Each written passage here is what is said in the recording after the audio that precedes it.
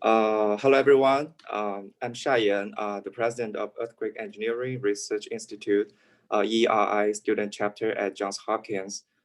So ERI organizes the Friedman Family Visiting Programs every year. And very luckily, we got a chance to have a guest speaker, Jay Wilson, to present to us. Jay is the Clackamas County Resilience Coordinator with the Department of Disaster Management, and he manages the county's hazard mitigation program. He has over 20 years experience in the area of hazard mitigation, and today he's going to give us a talk about the resilience policy, programs, and practice.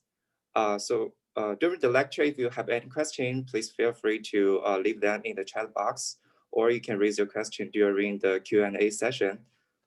So Jay, the floor is all yours. Thank you. Shia, thank you so much. And thank you to all of you for making the time to be here.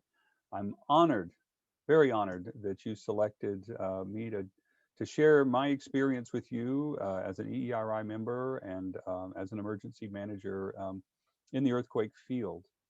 I'm just going to jump right into my slides, and we'll take it away from there and save some time for discussion at the end. So let's see, I'm going to share my screen. Here we go.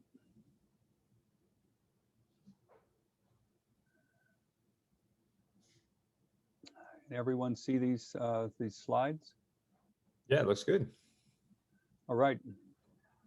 Well, thank you so much. I am the resilience coordinator here with Clackamas County Disaster Management. This county is adjacent to the city of Portland and the Portland metro area.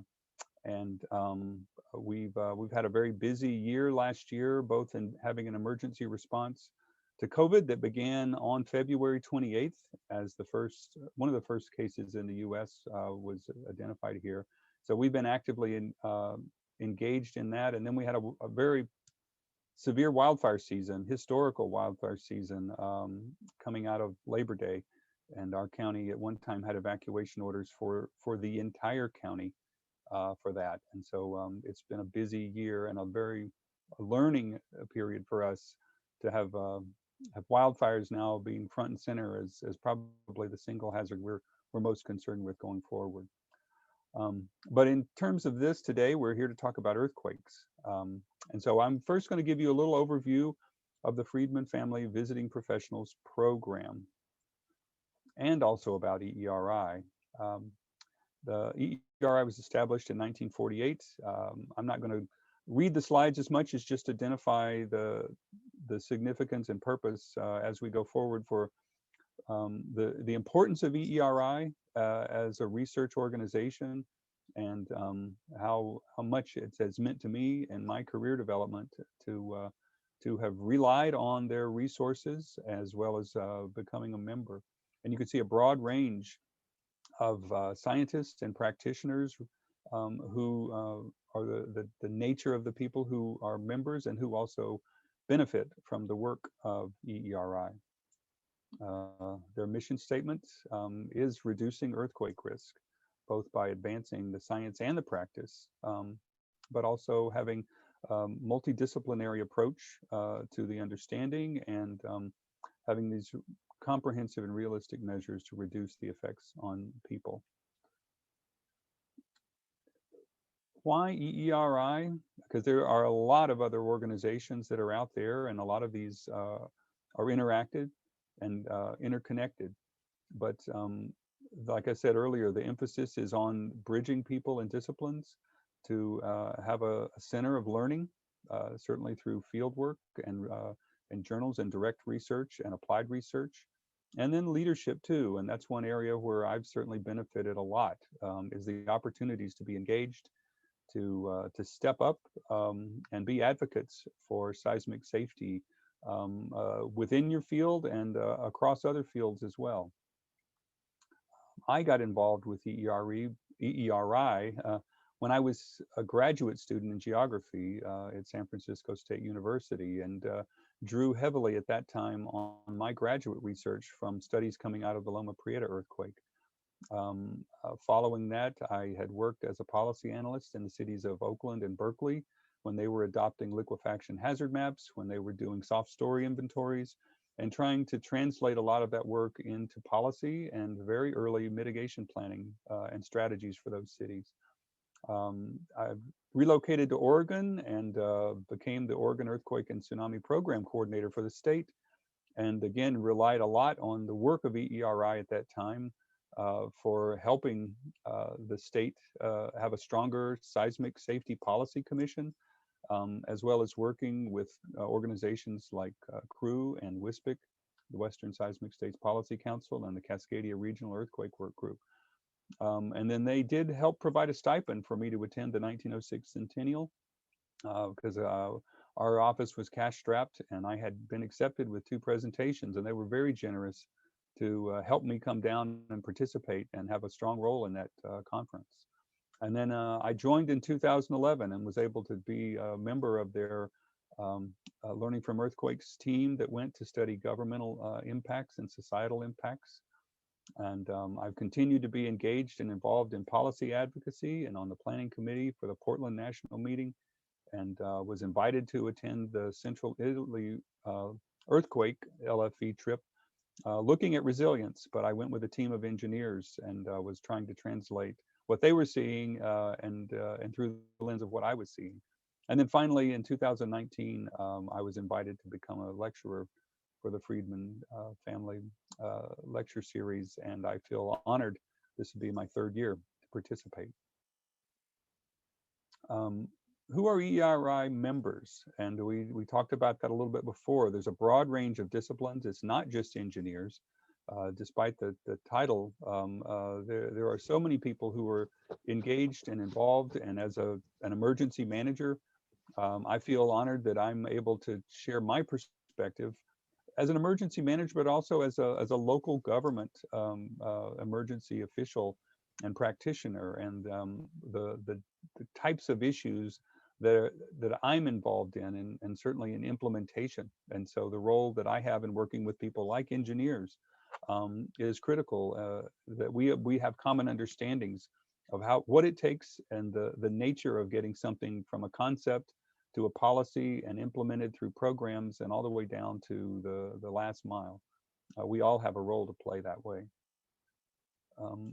They have a schools earthquake safety initiative that has been a long-standing issue in the issues around the exposure of children to earthquake hazards, and especially unreinforced masonry buildings, doing this type of promotion.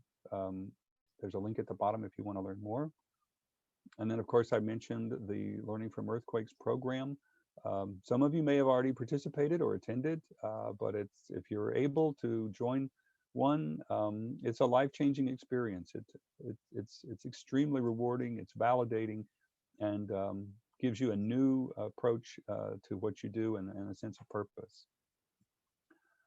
They do have a travel study program, and I was kind of envious when I got to hear more about this for young professionals and the kind of engagement and exposure they get going back in, especially after earthquakes, to see what changes have taken place. It's a great learning opportunity. And there are a number of benefits as students, like the one you're having now by participating in a student chapter, but having this type of exposure and engagement and working with your peers. It's a good on-ramp to the rest of your career. And so after graduation, they're inviting you to become members of the Student Leadership Council, join the committees that they have, get involved in mentoring, and applying to join the Learning from Earthquakes trips. And then lastly, going into the areas where there are regional chapters. Some are more active than others, but having you roll your sleeves up and get involved is a great way to work on the planning that comes into their national meetings, and representation and exposure too to your colleagues who may live in your area. And then highlights for becoming members, especially benefits when you're first starting. All of these slides will be available as a PDF, and then Casey is recording this to go onto the website as well. So take advantage of the resources that are there with EERI. And so I'm going to start my portion of the presentation talking a little bit about policy. And this is something that I'm very proud of. I was the vice chair of the Oregon Seismic Safety Policy Advisory Commission at the time of the development of this plan. It was just immediately after the Japan earthquake in 2011 that the Oregon legislature unanimously called for our commission to develop this plan. Kent Yu, who is an EERI member, was the chair, and he and I worked together to put this plan together with about 170 volunteers over the course of a year. And the folks stepped up. This was an unfunded mandate, but people tipped in, and we worked tirelessly for the better part of a year to deliver this to the state legislature at that time. And the photograph that's in the lower corner there was our opening slide to our Oregon legislatures. We had 5 different hearings that this is the benefits of having the internet on. 5 different hearings to promote this and have this uniformly adopted into the planning for the next 50 years for Oregon. But it was to emphasize that Cascadia cannot be ignored anymore, that it needs to be an aspect of all of our capital improvement projects. And we changed statewide the 3-day preparedness regime of 72 hours into 2 weeks. That the anticipation is 2 weeks is what people need to be prepared for, to be on their own before we start getting a handle on things. In that policy at that time, resilience was still very in the early stages nationally of being adopted, but we had this definition about saving lives, reducing losses, speed recovery. And this little graph that was prepared by one of our partners, Yumei Wang, was illustrating this difference of how resilience helps you minimize the impact and also potentially leverage the disaster to come back even stronger. And one of the areas we learned from was looking at both the Chile event that had happened just prior to Japan and the downtime they had, and how quickly, almost within weeks to a month's time, they had about 90% of their services restored and to about 90% level, which was beyond just emergency functions. And we were really impressed with that. And we knew we were nowhere near that. And so that became a target for us in this 50-year timeline of wanting in 50 years to be approximately where Chile was 50 years after their 1960 event in terms of their built infrastructure, built environment, and the societal impacts as well. And so we had a few steps here to assessments, looking at setting goals based on business and community needs and targeting timeframes, and then having these all turn into statewide recommendations. It was a very straightforward approach to what we were putting onto paper and into implementation.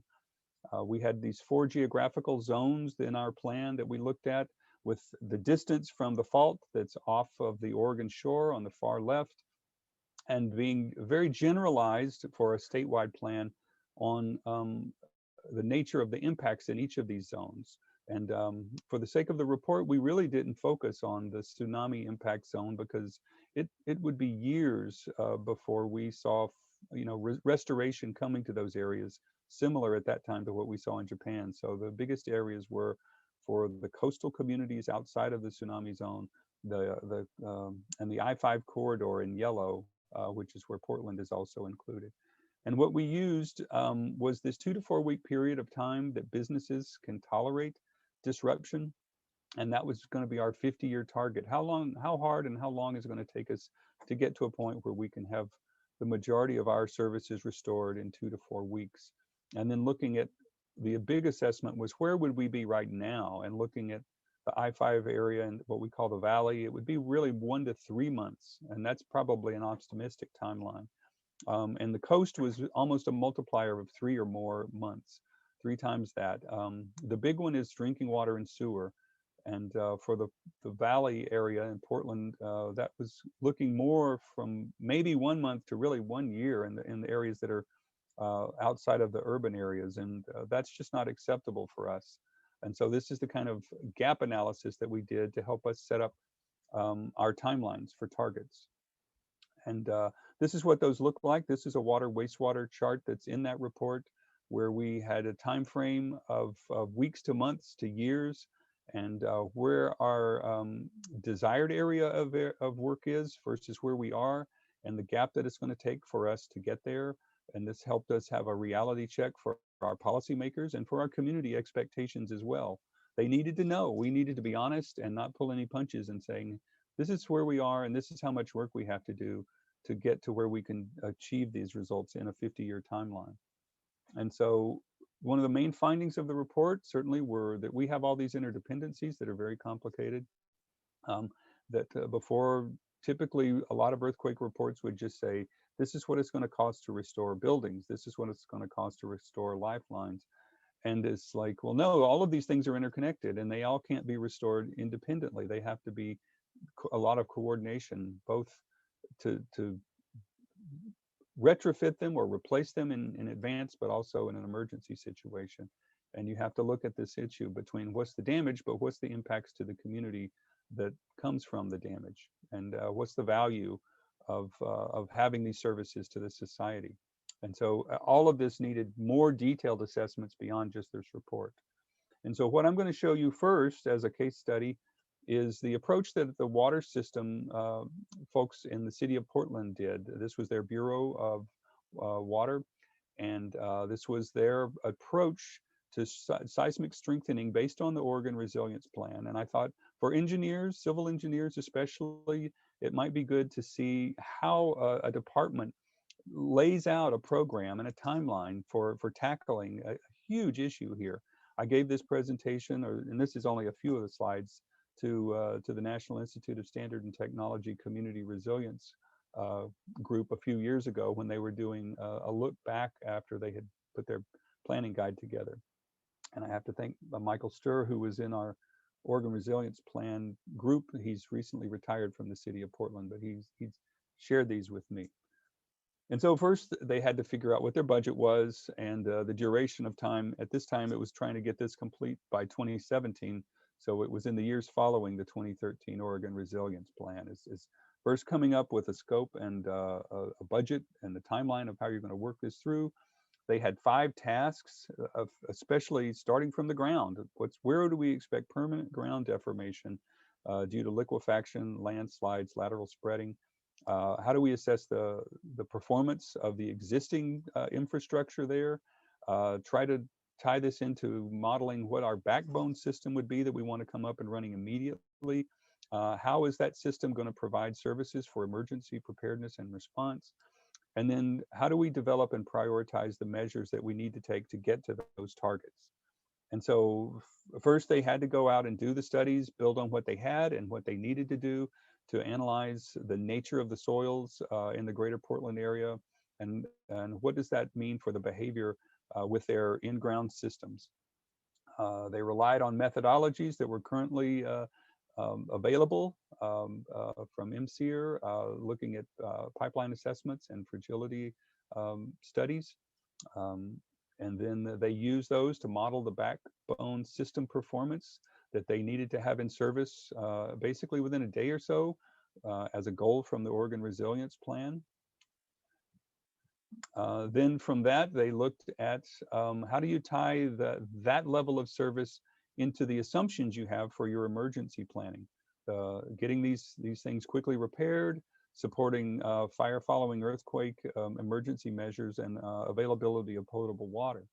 And they had studies that they used with the fire services to do these types of calculations for need and availability. And then finally, they end up producing their mitigation measures to prioritize what they're going to tackle first and to strategize the high, medium, and low priorities. And then they rolled out an implementation plan. And so, as a local government that's trying to step up and tackle community resilience and look at our vulnerabilities, this is just a very, very abbreviated way of sharing with an engineering department like yours, a real world example of taking a state resilience, policy document, translating it into a local departmental approach and a strategy and taskings, and rolling it out to an actual budget and a timeline and a working document. But as they say, that all of this analysis is really only the beginning, and this is the nature of how these things actually have to work to be implemented. He's said that these are many steps that are required before you can actually get any of this work done. These all have to be approved by the political leaders, and there's boards that have to review this. You've got to get the funding in place, all of the procurement and administration.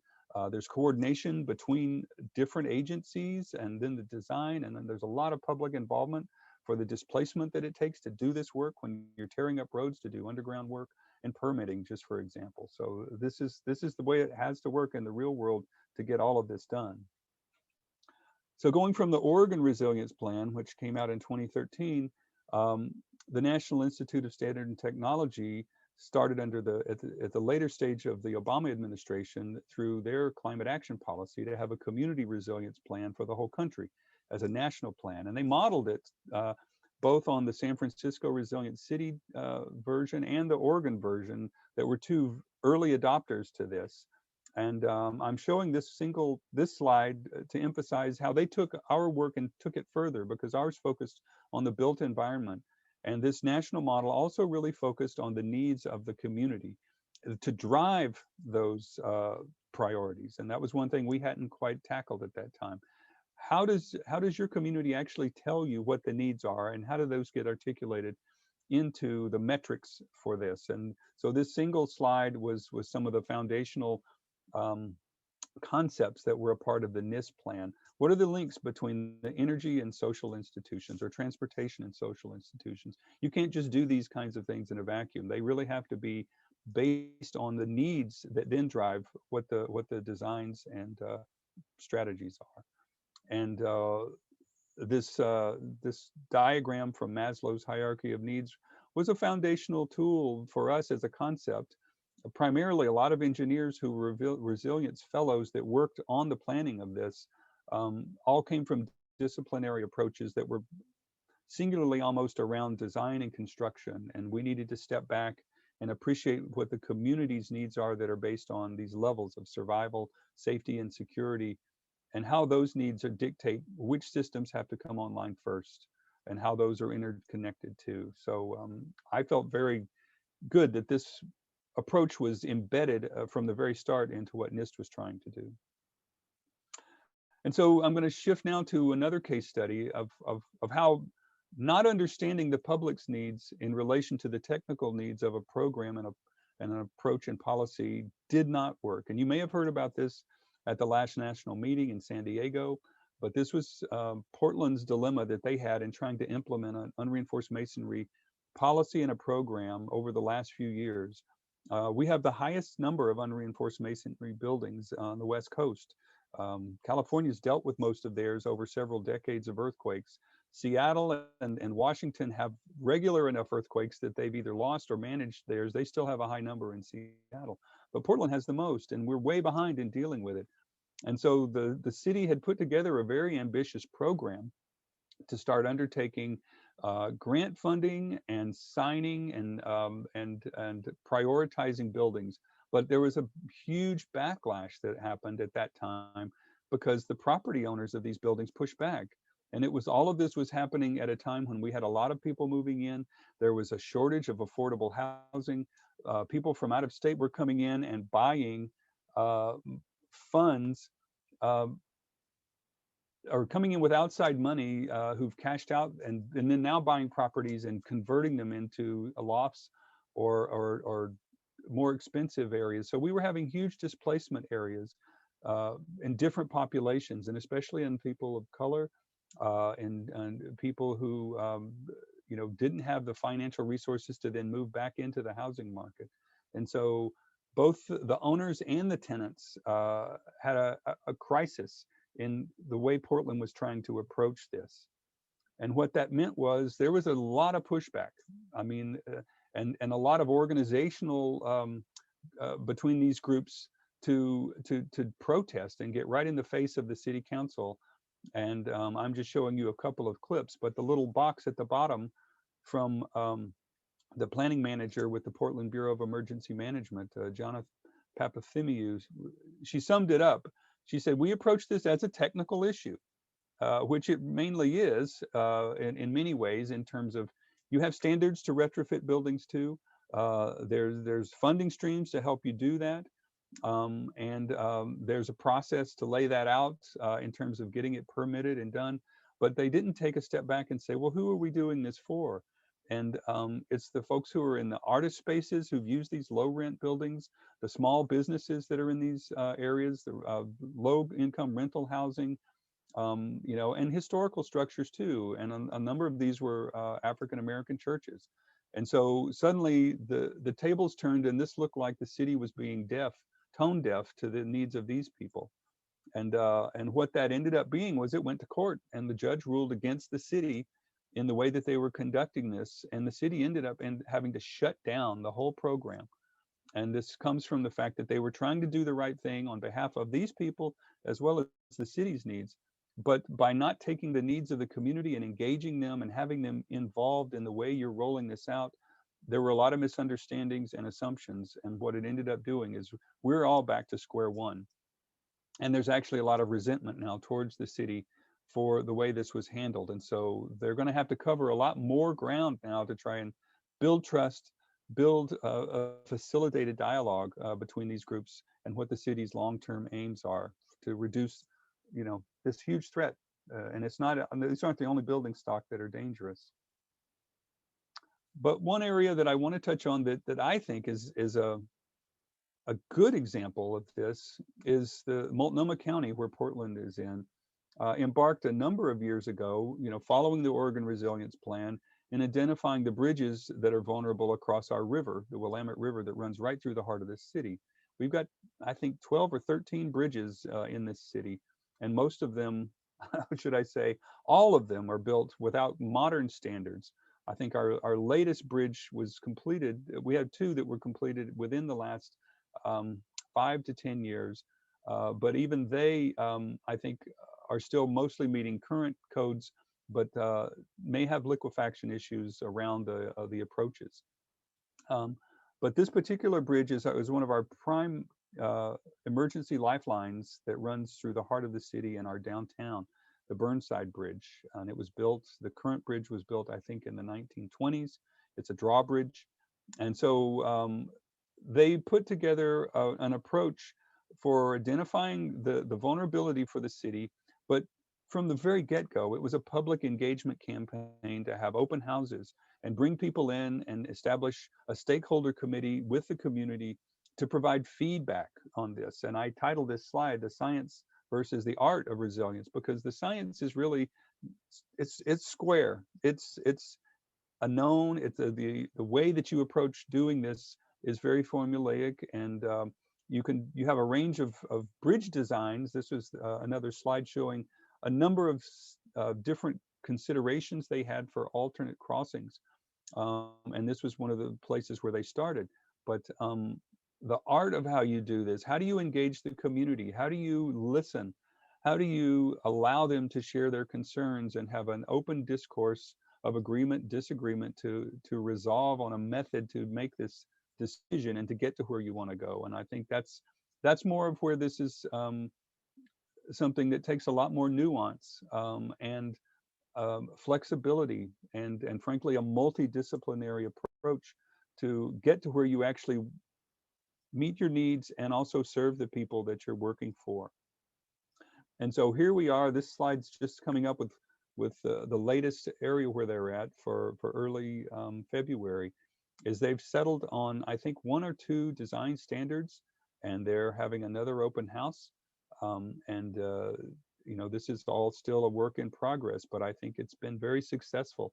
And I think it's a way of elevating the resilience conversation beyond just this bridge. Is what does this bridge represent? And that represents the connection between the 2 sides of the river, the assurances to the community that they're going to have a bridge after this earthquake.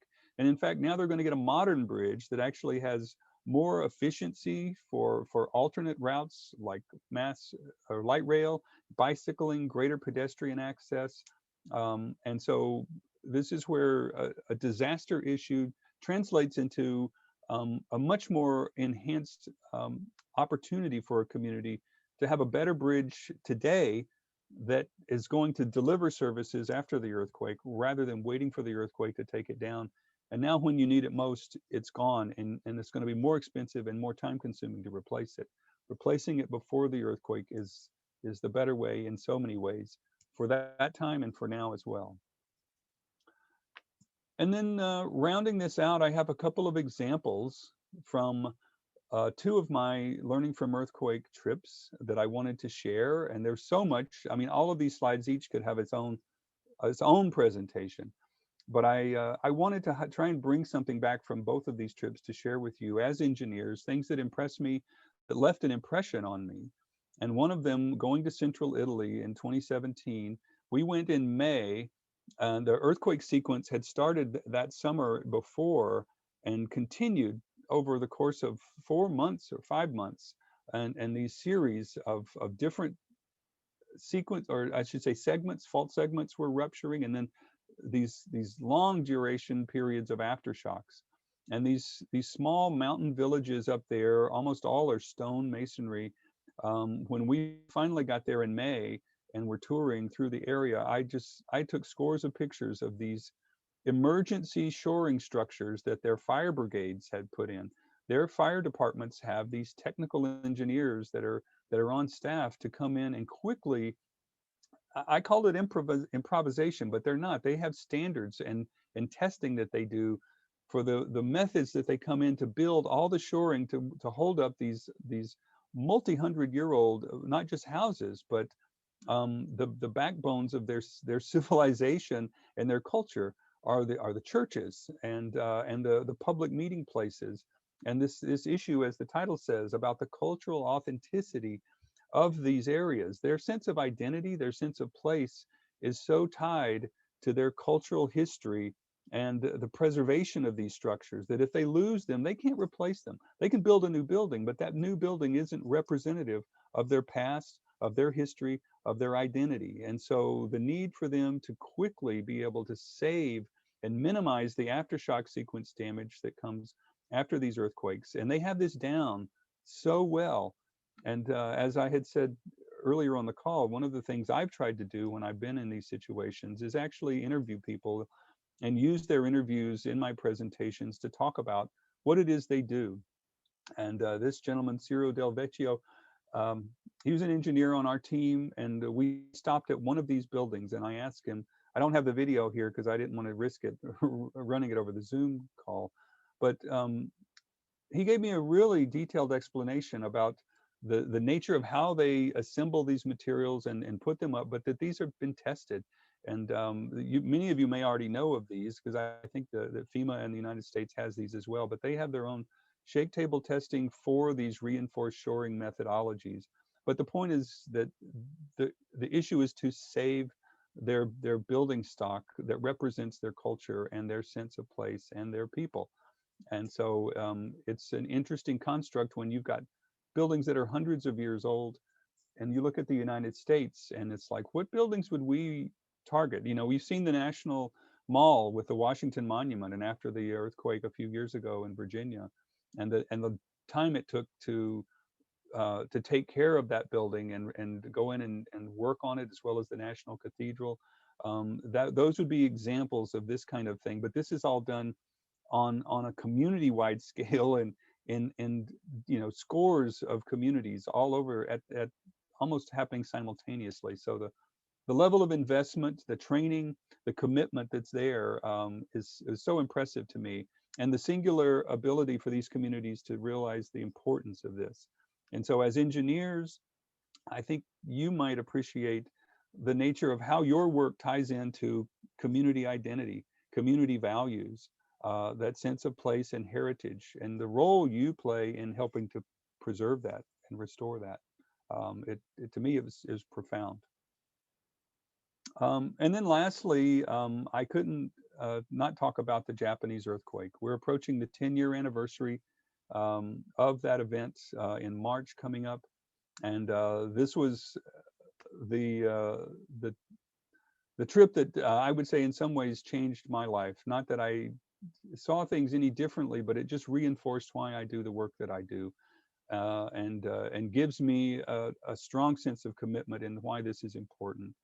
And so the tsunami event was really what was all about. The earthquake event for Japan was I don't want to say a non-event, but the earthquake aspect of this event was so much smaller than the tsunami aspect of the event, and it's because they've been building stronger buildings and reinforcing their lifelines by being tested all the time, and their standards are so much stronger than our standards, and it was impressive. But the tsunami was way above what they were anticipating, and so the few vertical evacuation structures that were on their coastlines were really tested hard, and some didn't perform like anticipated, because I think many of their structures were designed for a repeat of the Chile tsunami of 1960, something that might be a couple to 3 meters, and instead was towering above that. But we got to go to 12 cities in 5 days and witness what had happened there. And this was in the community, the city of Rikuzen Takata in the Wadi Prefecture. And this building is fascinating because it faces out to the ocean. This is where their pine forest was. There was only a single one that was still standing after the tsunami. But this area, this building became a refuge. I don't know how many people took shelter on the very top of it, but I don't know how well it was designed for the earthquake and tsunami that it had to endure, but it did endure.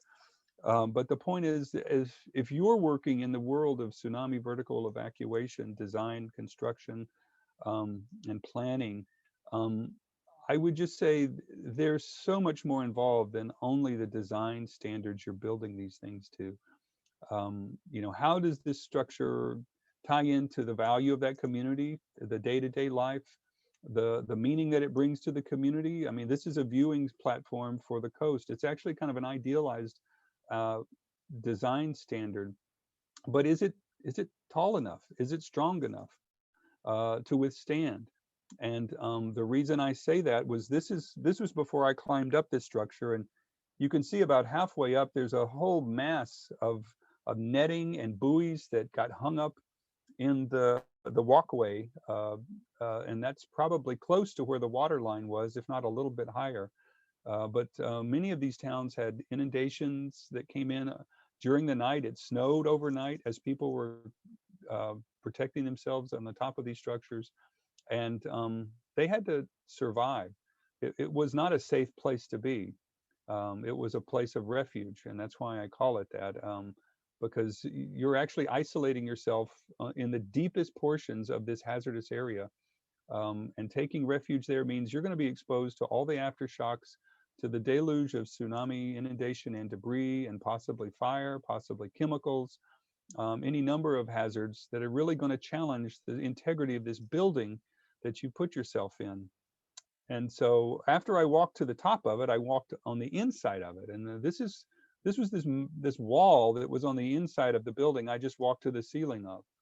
And I was impressed at the columns here and how well designed this building is. But this is the kind of battering that went on in the building. And the reason I show this second picture here is just that when we talk about immediate occupancy, I don't say anything that comes close to what immediate occupancy means when you talk about a tsunami shelter, because not only are people needing to be able to get out of a building after an earthquake safely, but to go back in immediately after that earthquake, that subduction zone earthquake, and take refuge in that building as it's going to experience aftershock and after aftershock repeatedly through the course of a 12 to 24 hour period, and then be battered relentlessly by multiple tsunamis with debris and all of that. The trust that the public has to go back into that building, that's going to continue to be tested. It's no small thing. And for engineers to think about what they're putting into this for the sake of public safety, and the reliance people have on a structure, and the need for it to be built, I think, frankly, beyond what whatever we may be anticipating, because sometimes these events do, just like this one, they exceed what our worst probabilities have been for the design standards. And so I feel like if you're an engineer and you're working with a community and local officials, and you're helping them to anticipate what their needs are, and this is, again, their needs are dictating what you're working with them on, um, additional redundancy, capacity, thoughtfulness in the way this integrates with their community and their sense of place. These are all very important aspects beyond just the nature of the design standards that are in a book that tell you how to do this and the calculations that you make. There's so much that goes into this. And as I say too, getting on the hill and evacuating out of the zone is the best thing. If you have to stay inside, this is the refuge of last resort. I never feel comfortable saying this is a safe place. This is a safe haven. I think the best thing is to get out of there unless you have no other option. And so I think that's an informative approach to take if you're looking to be somebody engaged in designing a structure like this.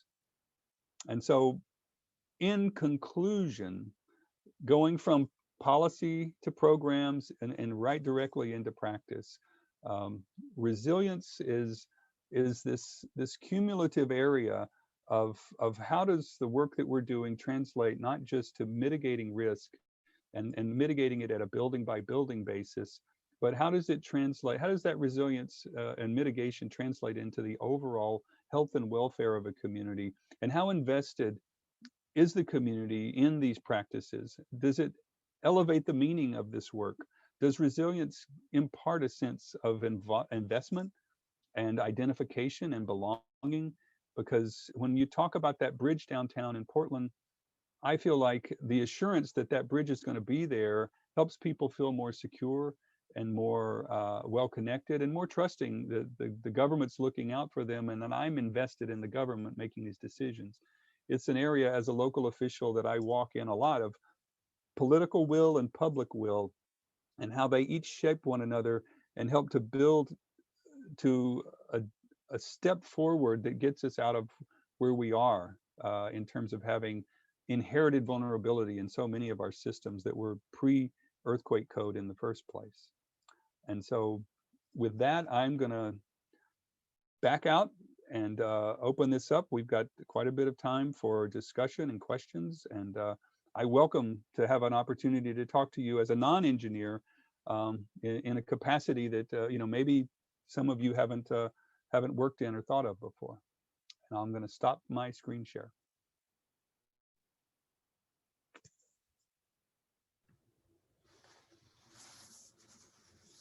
Thank you, Jay. That was fantastic.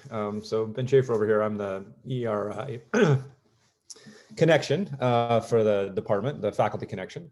And a lot of us in the department are thinking about resilience a great deal these last years, as it's become a focus for the civil engineering community, kind of more broadly.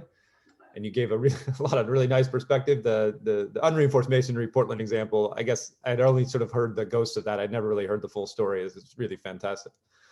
So super appreciated that. So I have a kind of an abstract question, and I'm sort of happy for you to take it any direction you want, but I've been thinking a lot about, particularly in the early disaster moments. So not necessarily preparation and planning, but when the fire hits, when the earthquake hits, when this, the role of information versus action. So in terms of trying to actually achieve a goal that you're looking for maybe a month away or several months away, which is the resilience and the rebound and everything. How important, like, what's the balance for someone like you that's sort of, you've got this really finite amount of time, you've got this big stressing moment, and there's this real tension in my mind between like focusing on the action and getting a fire truck here or getting one person there versus this huge explosion of desire for information that suddenly comes, and we're missing so much of it, and how do we, and so which should we really be preparing for, and what's the balance, and just kind of what have been your experiences in those moments in that space? Ben, thanks. That's a great question, and it's an area that I've stood in and I've talked in front of public meetings about a number of times around different hazards. Um, and I guess I would say a lot of what you're talking about is addressing uncertainty, because this is common through any of these hazards. When you're coming into those first moments, as you're getting clarity, you're gaining what we call in my field situational awareness, to have a sense of the scale and scope and impact of a disaster. And the impact is really not just the damage, but what does the damage mean for the functionality of a community? And oftentimes you don't have enough information that you would be comfortable with as a public official to make a decision. You have to make decisions without that level of information. I mean, COVID was like that, in issuing initial policy decisions that then have to be changed and modified. But we were dealing with that in the wildfire without knowing, through any means of how bad is it out there. And in the earthquake, after, the immediate aftermath of that earthquake, with aftershocks coming on, and people who want to take safety, they may not. They come home and see a tag on their building. They have to go wait in lines for food and water, and the officials, they're all dealing with a level of uncertainty that they're not comfortable with, but they still have to make decisions and act on it. And so I feel like the more we can engage on this now, the more we can help build an expectation of the community of how these decisions are made, and how local officials have to rely on scientists and engineers and design professionals as we assess the building safety for reoccupancy, as it's happening over and over, because this next aftershock sequence means we've got to red tag all those buildings again and go back in. And if they know ahead of time that there are going to be these stops and starts, and you've managed the expectations prior, they're not just hearing it for the first time when they're suddenly, you're yanking the rug out from under their feet again to say, oh, sorry, we were wrong, or oh, sorry, we're having to change our plans. I mean, this is where public officials can basically lose ground so fast in the eye of the public, and their sense of integrity is how well they're tied to the scientists, how well the scientists are representing the basis of why their decisions inform the official. There was a wonderful slide that I've had in a lot of my presentations that I got from the Cascadia Volcano Observatory, coming out of Mount St. Helens eruption in 1980. And they had this two-tiered piece. There was this one top of the slide that was nothing but knobs and switches and meters and graphs. And this is the scientist trying to figure all these calculations out of duration and probability, and how long this episode is going to last, and what's the intensity and the onset speed. And then at the bottom of all of that is a toggle switch of on and off. And that's the public official. And the scientist is trying to calculate all this, and then they're going to come to the official and say, this is bad, but I can't tell you what you have to do. I can tell you how bad it's going to be, but you have the responsibility of saying evacuate or stay. And that relationship of trust between both of those people is key to what you're talking about. In my shoes, is we have to have those relationships in advance. We have to have that sense of respect. It's like Dr. Fauci and the president, and so then the public is on the end of that, receiving this when we're still uncomfortable with a lack of all the information we need, but we still have to make an informed decision and represent the truth, and understand that this is going to change. It's going to be hard, but that sense of we're all in this together and we're working with you, I think it's part of what resilience helps to represent, and why the value of resilience, if resilience embeds your approach to public engagement, if it is part of your strategic community planning, I think it puts you on a much better footing that way, compared to thinking about these as just every building is a one-off, every disaster is a one-off. No, it's community vulnerability we're talking about. There's all these hazards out there, but what we're really trying to work on is the vulnerability of our people, and those buildings to a number of hazards. And if we think of it more that way as a society rather than a single hazard event, I think it's much easier to approach it that way. I hope that answers your question somewhat. No, that's fantastic, Jay. That's right what I was interested to hear more about. So I'll yield the floor to others. Did we just speak up, Ben? Yeah. Okay. Yeah. Thank you. It was a really fascinating talk. Could you say a little bit more about the Maslow's hierarchy of needs? So that's very much in my area of research interests. I was just wondering if you could just say a little bit more, and also sort of how that resonates with EERI. Thank you. Well, I'm talking about that particular diagram in that particular planning guide by NIST because it represents the importance of the societal needs driving the mitigation strategies. And you know, at the very bottom is safety, health and security, and that means housing, that means water, that means food.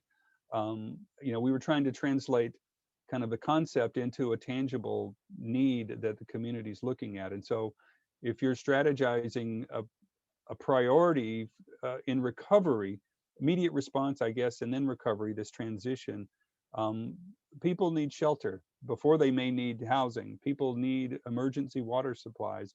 And so this is the kind of thing that I think in the Oregon Resilience Plan and the NIST guide, it helps to bridge this period of response into recovery of what we called you know, the hard repairs versus the workarounds.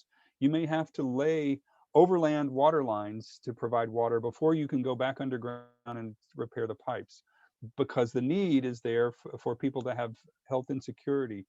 And so the timelines it takes and the investment it takes to restore those services are going to be immediately dependent on the nature of where you are on that pyramid and what it is you're trying to restore. It may be months before you get back into social the dimensions that provide a sense of identity and place, like in New Zealand when they started putting public art out, and it gave people a sense of assurance that they were engaged and that the collective will of living someplace despite the earthquake is coming back, and you're showing a sign of hope.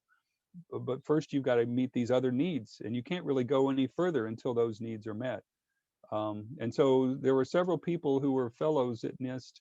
I'm thinking mostly of Dr. Liesl Ritchie, who at that time was with the Natural Hazards Center at the University of Colorado Boulder as a social scientist. She was one of the ones who was very strong in why we needed to frame it that way, to emphasize that it's not just a technical solution. It's a societal need that has to tell us what we need to do.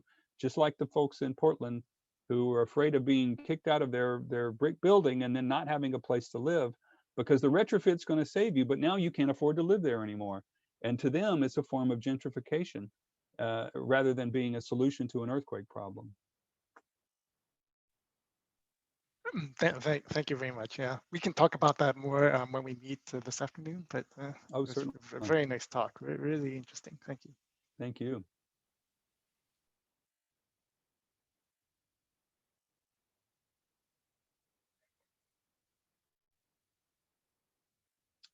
Any other? Well, yeah, I mean, we made ourselves to 1 o'clock, even though we started a few minutes late. I don't know, are there any other questions before we conclude and thank our speaker?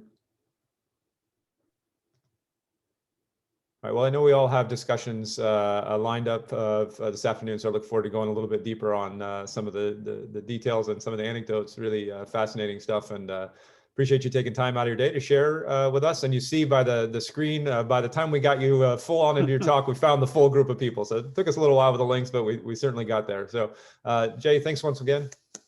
Hey, thank you. And I look forward maybe someday to being able to visit you in person. We would love that. We would love that. Again, so honored that you asked me to give you this presentation here in 2021. It means a lot to me. All right, thanks again, and I'll be seeing you again in one of our meetings here this afternoon. Thank you, and thank you to EERI and the Friedman Family Visiting Professionals Lecture Series. Here, here.